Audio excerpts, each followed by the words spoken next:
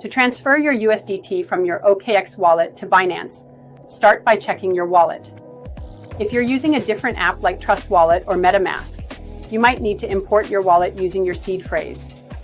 Just open the app, select Import Wallet, and enter your seed phrase accurately.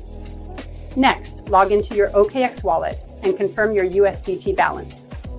Make sure to note which network it's on, Ethereum, Tron, or BNB Smart Chain, because this is crucial for the transfer. Now, head over to Binance. Log in, go to Wallet, then Fiat and Spot, and search for USDT. Click Deposit, select the right network, and copy the deposit address. Back in your wallet, select USDT and hit Send. Paste that Binance deposit address, double-check the network compatibility, and confirm the transaction. Don't forget to have enough native tokens for gas fees, depending on the network you're using. Finally, be patient. Blockchain transactions can take a bit of time. You can track your transfer using the transaction hash on a blockchain explorer.